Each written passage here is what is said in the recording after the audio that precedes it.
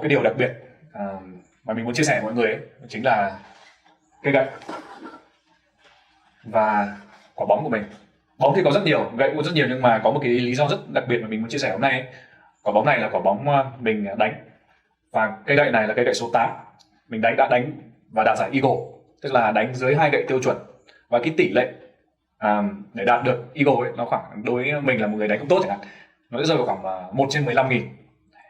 Thế nên là đây là cái mình muốn chia sẻ đây, chính là đây là cái sự may mắn mà mình có được khi mà mình bắt đầu từ ngành golf, từ ngành golf, và có thể nói là đây là cú đánh đưa mình vào ngành golf và khơi gợi cái đam mê trong ngành golf của mình. Có một điều rất là tình cờ nhé, cũng chia sẻ thêm với các bạn về cá nhân mình thôi, là mình cái thời gian mình ở nước ngoài nó rơi vào khoảng 12 năm, trong đó có 9 năm mình ở Mỹ và 4 năm đầu đời cái giai đoạn cấp 1 là mình có thời gian khoảng 3 năm mình ở bên Thụy Điển.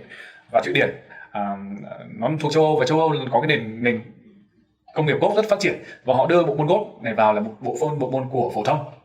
Thành ra là cái thời điểm mình học giai đoạn đó ấy, thì có rất nhiều bộ môn mà mình có thể lựa chọn, như là kiểu làm mộc này, làm gấu bông này, hay là kiểu chơi bóng đá, hay là máy tính. Và có một bộ môn thứ năm là bộ môn golf. Mình trái áo ra mình lại chọn bộ môn golf, và đấy là cái thời điểm mà mình bắt đầu những cú đánh golf đầu tiên của mình. Khi mà mình về Việt Nam thì cái đơn vị công ty mà mình apply đầu tiên ấy không phải là FLC Biscom mà là tập đoàn FLC. Tuy nhiên là khả năng chưa đủ nên là trượt. Tuy nhiên là chắc là mình để lại một ấn tượng khá tốt trong lòng các anh chị làm về hành chính nhân sự bên đó, nên là các anh chị cũng hỗ trợ refer sang FLC Biscom và phỏng vấn sang FLC Biscom, tức là công ty quản lý và vận hành sân golf của tập đoàn FLC. Thời điểm đó thì mình lại thế nào lại trúng. Thì đấy là cái thời điểm mà mình bắt đầu tham gia vào ngành công nghiệp golf, chính là từ tháng 6 năm 2019.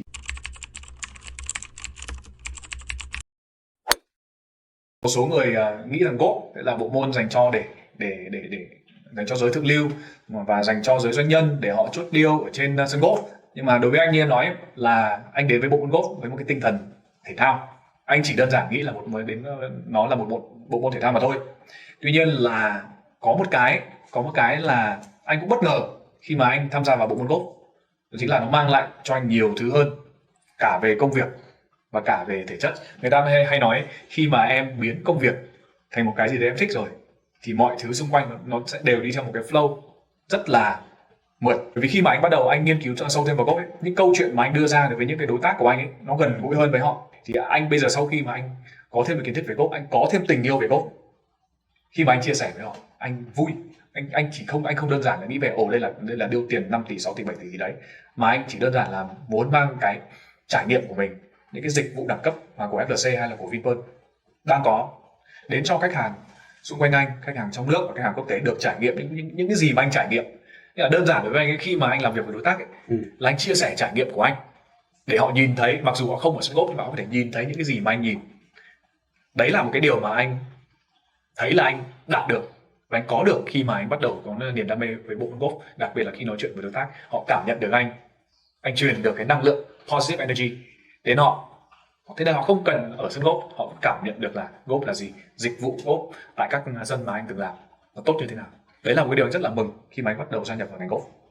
Thực sự rất là sâu sắc khi mà cái cách anh kể về golf, cách anh kể về cách anh kinh doanh trong ngành công nghiệp này, thì anh nghĩ rằng là đối với những người khác như em chẳng hạn, hay là những người đang kinh doanh ngoài kia hay đang làm việc ngoài kia, làm sao mà họ giữ được cái lửa đối với cái đam mê thể thao hay là đam mê cái ngành nó đến bây giờ nó vẫn cháy như thế. Hay trong bất kỳ cái gì cũng thế, sẽ có lúc lâu, sẽ có lúc high. Thì làm sao để em duy trì được cái đấy? Em phải, đối với anh ấy, anh sẽ luôn nhớ về những cái giây phút anh vui trong cái anh nha, những cái thời điểm vui để duy trì cái niềm đam mê của anh dành cho golf, cũng như là trên sân golf. Anh đánh hỏng rất nhiều, nhưng mà vì sao anh vẫn thích đánh tiếp?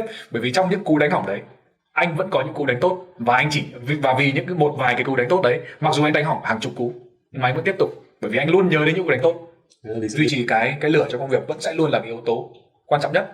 Và rõ ràng là mỗi người sẽ có cách tìm, sẽ có cách duy trì cái lửa đấy. Và đối với anh thì là anh sẽ nhớ lại những cái kỷ niệm tốt về cái công việc đó để tiếp tục duy trì cái niềm đam mê của mình dành cho golf. Tức là anh đang dùng những ký ức tốt đẹp và những cái khoảnh khắc mình thăng hoa để làm nhiên liệu cho cái đam mê mình tiếp tục cháy. Thì có giờ anh cảm thấy là mình bị đi xuống, nó bắt đầu hết dần nhiên liệu, anh phải bỏ thêm nữa, hay là đôi khi anh cảm thấy nó cháy quá thì anh cũng overheat không, anh quá tải. Đã bao giờ anh cảm thấy những cái cảm xúc như thế trong suốt thời gian anh làm việc trong ngành golf, hay là sau anh ở bên trong cộng đồng của môn thể thao này? Về cộng đồng thì anh chưa có cơ hội để đóng góp nhiều cho cộng đồng nhiều lắm, và thực ra đấy là một trong cái goal của anh trong thời gian tới là đóng góp nhiều hơn, đóng góp mặc dù là mình chỉ là một nhân tố thôi, mình vẫn muốn đóng góp một phần nào đấy cho cộng đồng.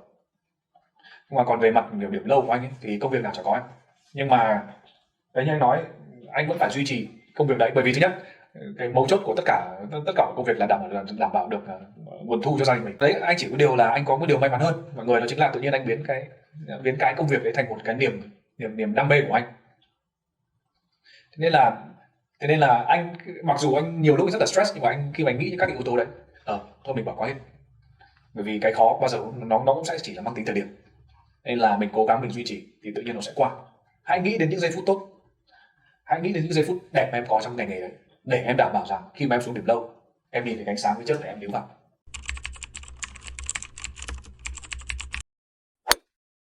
Dựa trên cái quan sát của anh khi mà anh đi vòng quanh thế giới rồi như thế, thì anh thấy là nói về thị trường golf thôi nhá, về ngành công nghiệp golf thôi nhá, thì anh cảm thấy có sự khác biệt gì giữa Việt Nam và các nước như là Mỹ hay là châu Âu, hay gần hơn châu Á là Hàn Quốc, thì cái thị trường golf của các nước như thế khác gì so với Việt Nam? Về bản chất ấy, ngành golf ở Việt Nam như anh chia sẻ trước đó thì chắc nó tồn tại tại Việt Nam rơi vào khoảng 30 năm. Tuy nhiên là cái ngành golf khởi đầu đã từ rất lâu rồi, từ những thế kỷ thứ 18 cơ. Nên là cái nền tảng của golf của các quốc gia phương Tây ấy, nó khác hoàn toàn, và cái văn hóa chơi golf của họ nó khác mình khác nhiều, từ cái gói dịch vụ họ cung cấp cho đến cái phong cách chơi, và kể cả các trang phục mà người chơi mặc cũng đều khác hoàn toàn. Nó sẽ tạo ra nhiều segment thị trường khác nhau.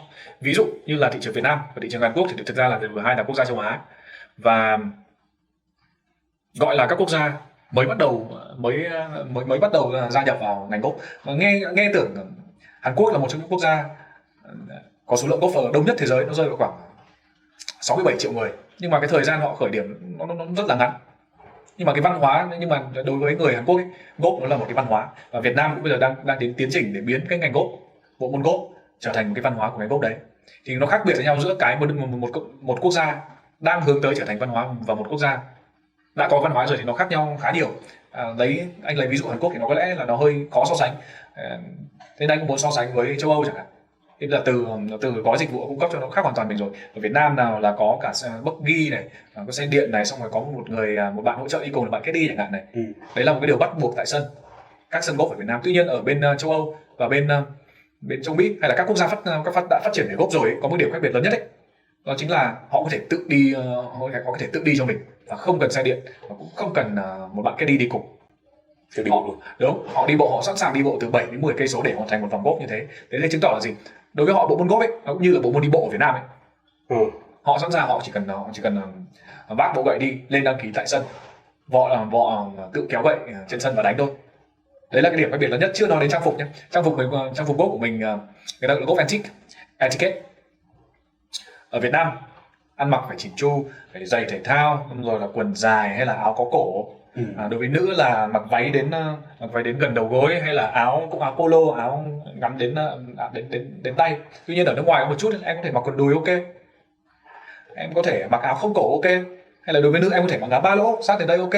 Cái lý do lớn nhất ấy, nó là thành một bộ môn bình thường, một bộ môn bình thường như là bao nhiêu bộ môn khác, cũng như tennis, cũng như bóng đá, cũng như bất cứ bộ môn thể thao nào em có thể nghĩ đến.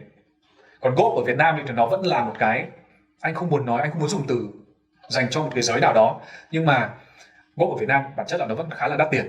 Nên là những cái nhóm đối tượng, những nhóm khách mà chơi golf bây giờ thường là những người có điều kiện hơn một chút. Cũng rất may mắn là bây giờ là giá cả cũng cạnh tranh hơn, nên là cái lứa tuổi của anh em mình chẳng hạn đã bắt đầu tham gia được vào bộ môn golf này. Thì dần dần nó đang biến cái bộ môn golf thành bộ môn tiệm cận với phổ thông.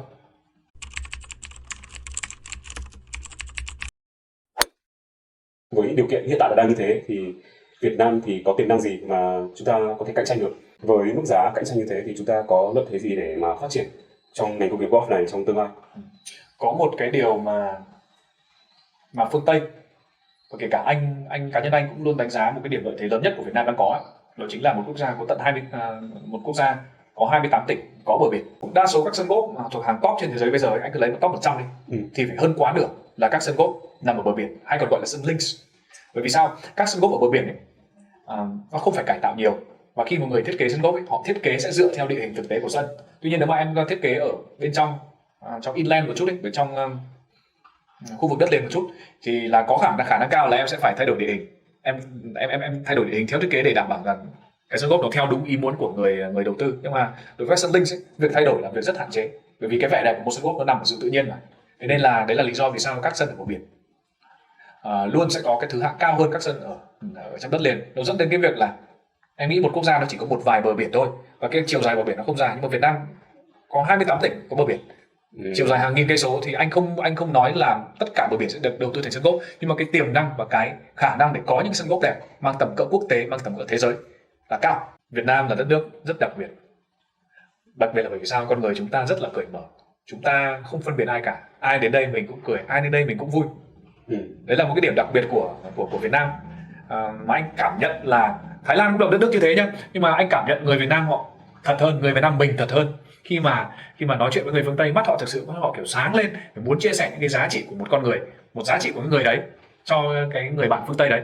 Đấy là một cái điểm mà thu hút được khách hàng lớn nhất. Cũng như câu chuyện là anh so sánh giữa Caddy, các bạn Caddy đi cùng những golfer ở trên sân của phương Tây và Việt Nam nó hoàn toàn khác nhau.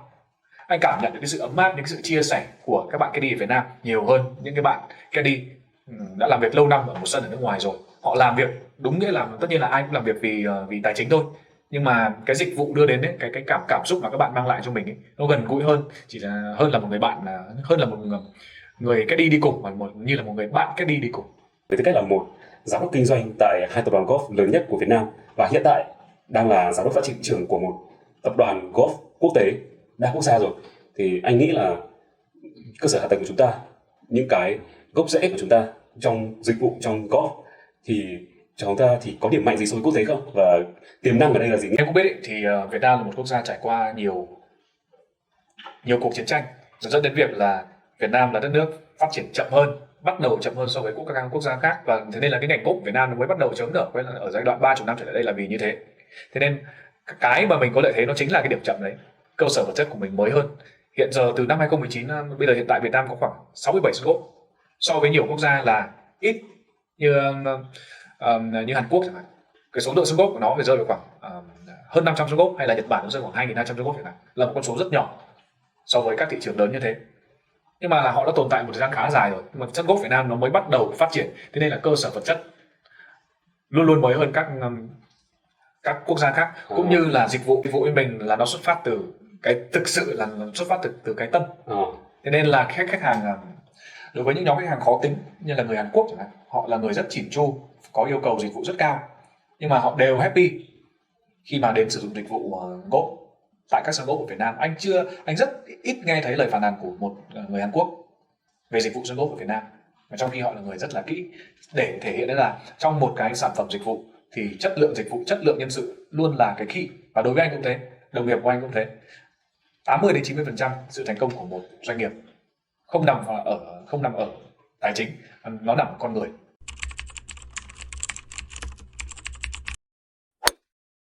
Ở Việt Nam thì golf vẫn đang mọi người vẫn đang coi golf là môn thể thao khó tiếp cận, dành cho những người mà có tài chính một chút và có thời gian nữa, vì chơi golf 18 hố là cũng tầm 4-5 tiếng.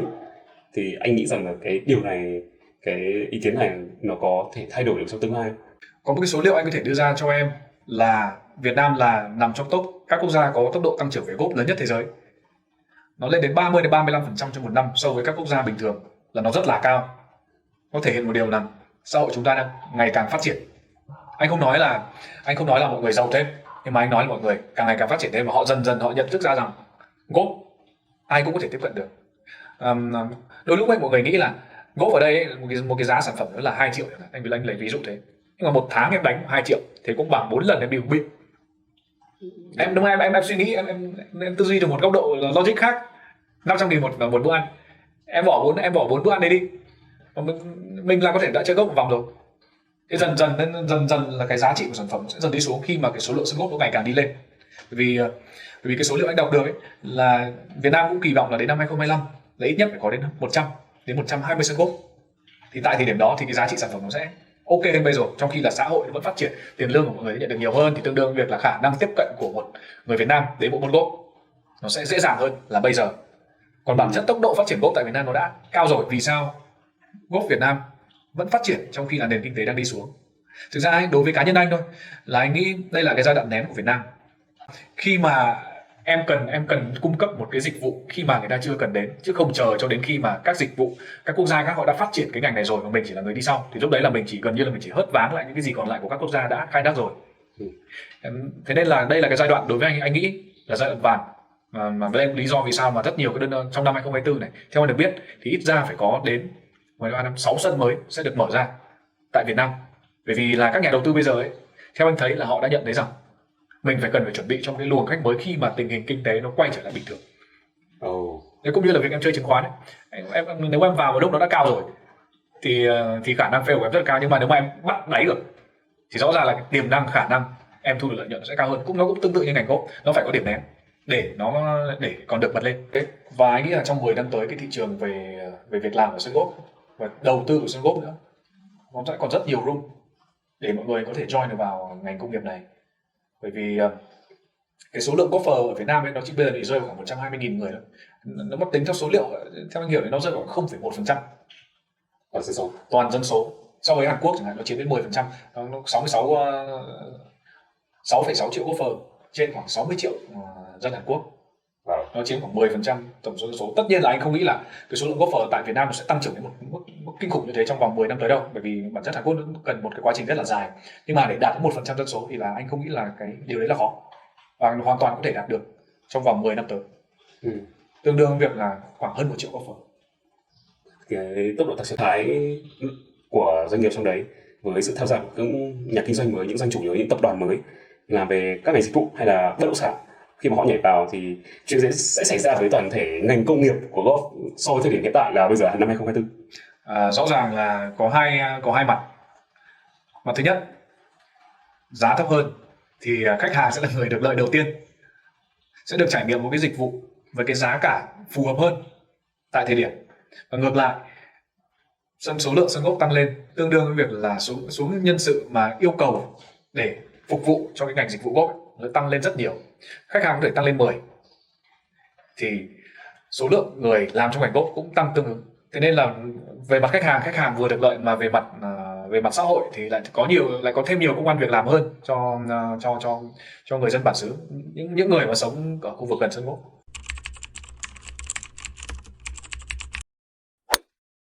Những đơn vị doanh nghiệp có thể là gì, hay là cá nhân anh có thể làm gì để khiến mọi người nhìn nhận bộ môn thể thao này với một ánh mắt gọi là dễ đón nhận hơn? Như là cái câu hỏi đầu tiên em hỏi anh là anh bắt đầu bộ môn golf từ đâu, và làm sao anh lại bắt đầu anh yêu thích golf, và cái giá trị của nó là gì. Thì cái giá trị của anh là ở gia đình. Sân golf là nơi anh có thể có thời gian anh được chia sẻ với gia đình anh, thì đấy là cái giá trị của anh. Anh thì anh không nghĩ là việc áp đặt cái suy nghĩ của anh là làm sao để thu hút được nhiều chơi golf. Nhưng mà cái anh muốn nói ở đây là anh muốn chia sẻ những cái giá trị mà anh đạt được khi mà anh tham gia bộ môn golf, thì tương đương với việc là anh nghĩ là rất nhiều người sẽ tìm ra được cái giá trị khi mà chơi golf. Nhưng mà đầu tiên bước thứ là gì, là phải thử. Nếu mà thực sự đã làm một môn thể thao và bạn yêu thích người đấy thì bạn nên thử trước đã. Thực ra bây giờ để tập golf nó đâu có khó đâu, em đâu cần nhất thiết phải em lên sân đâu. Bây giờ ở nhiều thành phố, kể cả các thành phố không phải Hà Nội hay Hồ Chí Minh ấy, thì có rất nhiều sân tập golf. Vì sao em không ra thử? Bởi vì sao? Em thử nó rất là đơn giản.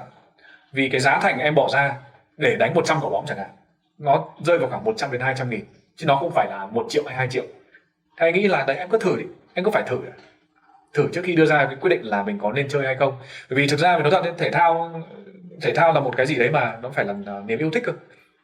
Thế nên là nếu mà em không có niềm yêu thích thì anh có nói như thế nào thì cũng chả ai chơi cả. Nhưng vấn đề là cái không quan trọng nhất là em làm sao em phải đưa được người ta đi trải nghiệm, đi thử nghiệm xem là đấy là một bộ môn phù hợp cho mình không. Khi mà mình có thể làm được điều đấy thì anh nghĩ là số lượng người chơi golf sẽ là cao hơn rất là nhiều. Như là đặc thù của thể thao ấy, thể thao là nơi gắn kết con người rất là dễ, làm con người có thể hiểu nhau hơn. Thế nên vì sao nói thế thôi, chứ cái câu chuyện về việc chốt deal ở trên sân golf không phải là không có đâu, anh nghĩ là có thật. Và anh thực bản chất là anh cũng đã chốt một vài deal ở trên sân golf rồi.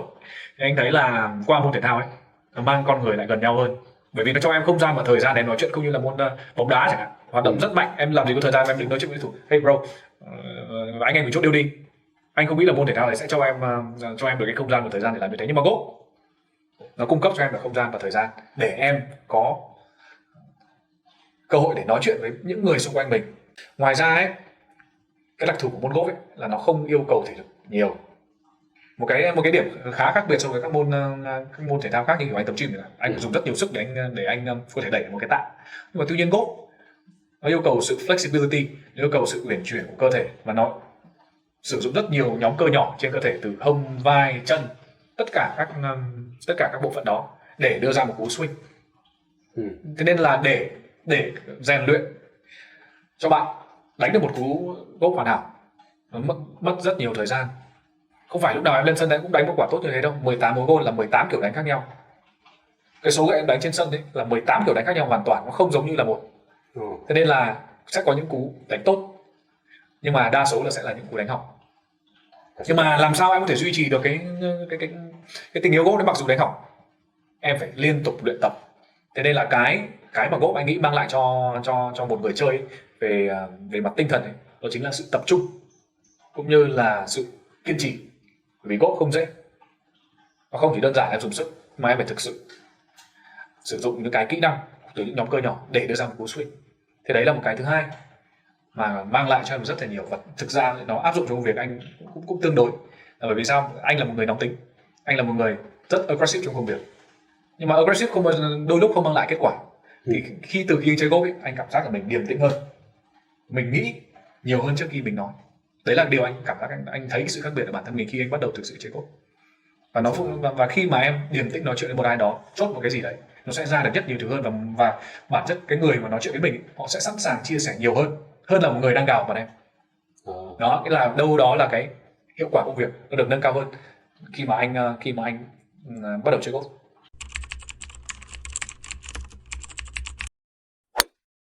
Thì anh nghĩ rằng là trong thị trường golf Việt Nam và toàn thể ngành công nghiệp golf Việt Nam nói chung, thì anh nghĩ chúng ta sẽ phát triển theo một hướng như thế nào? Anh nghĩ là trẻ hóa. Một cái fact là trong năm 2022 2023 ấy, tốc độ tăng trưởng golf nó rơi khoảng 30-35%. Nói riêng cho nhóm lứa tuổi từ 25 đến 35 tuổi, bởi vì bình thường cái nhóm lứa tuổi chơi là 35 trở lên, anh lấy ví dụ để lại. Thì tốc độ tăng trưởng của nhóm lứa tuổi từ 20 đến 35 ấy, nó là 50%. Thực ra khi mà nhu cầu tiêu dùng nó tăng cao ấy, thì hệ thống sản phẩm nó sẽ được đưa ra nhiều hơn, và cái cơ hội để kinh doanh trong lĩnh vực golf nó cũng sẽ có nhiều room hơn. Bản chất bên trong ngành thời trang golf của Hàn Quốc nó cũng có high fashion, có những cái thương hiệu nó đắt không khác gì Louis Vuitton luôn. Thực sự như thế, cái số lượng nếu mà theo anh được biết thôi nhé, ở Việt Nam thì có khoảng chục thương hiệu, nhưng mà ở bên Hàn Quốc nó có hàng trăm thương hiệu, bao gồm cả các thương hiệu lớn và các thương hiệu indie, các thương hiệu mới lập. Thế mới thấy là đấy, ở thị trường Hàn Quốc nó lớn như thế, thì Việt Nam đâu đó đến một thời điểm nào đó cũng sẽ lớn được như thế. Anh nghĩ là kiểu sắp tới kiểu các sân họ sẽ bắt đầu áp dụng nhiều công nghệ hơn, họ sẽ có sự thay đổi gì để cho dịch vụ nó bắt đầu đưa ra một sự khác biệt từ đó mà chúng ta có thể bắt kịp, hoặc thậm chí là vượt cả những thị trường trên thế giới.